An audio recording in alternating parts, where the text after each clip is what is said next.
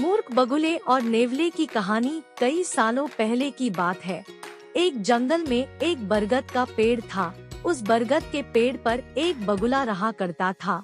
उसी पेड़ के नीचे एक बिल में एक सांप भी रहता था। वह सांप बड़ा ही दुष्ट था। अपनी भूख मिटाने के लिए वह बगुले के छोटे छोटे बच्चों को खा जाया करता था। इस बात से बेचारा बगुला बहुत परेशान था। एक दिन की बात है, सांप की हरकतों से परेशान होकर बगुला नदी के किनारे जाकर बैठ गया। बैठे बैठे अचानक उसकी आंखों में आंसू आ गए। बगुले को रोता देख नदी में से एक केकड़ा बाहर आया और बोला, अरे बगुला भैया, क्या बात है?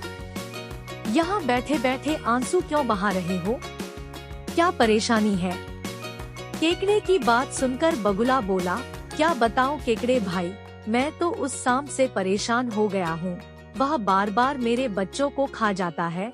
घोंसला चाहे जितना भी ऊपर बनाऊं, वह ऊपर चढ़ ही जाता है।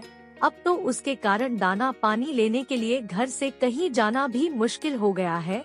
तुम ही कोई उपाय बताओ। बगुले की बात सुनकर केकड़े ने सोचा कि बगुला भी तो अपना पेट भरने के लिए उसके परिवार वालों और दोस्तों को खा जाता है।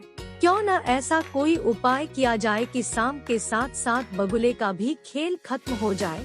तभी उसे एक उपाय सूझा। उसने बगुले से कहा, एक काम करो बगुला भैया, तुम्हारे पेड़ से कुछ ही दूर नेवले का बिल है। तुम सांप के बिल से लेकर नेवले के बिल तक मांस के टुकड़े बिछा दो। नेवला जब मांस खाते हुए सांप के बिल तक आएगा तो वह सांप को भी मार देगा। बगुले को यह उपाय सही लगा और उसने ठीक वैसा ही किया जैसा केकड़े ने कहा, लेकिन इसका परिणाम उसे भी भुगतना पड़ा। मांस के टुकड़े खाते खाते जब नेवला पेड़ के पास आया तो उसने सांप के साथ बगुले को भी अपना शिकार बना लिया।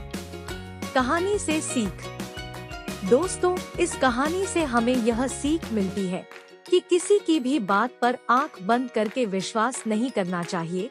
साथ ही उसके परिणाम और दुष्परिणाम के बारे में भी सोच लेना चाहिए। दोस्तों, हमारे चैनल को लाइक और शेयर करें। धन्यवाद।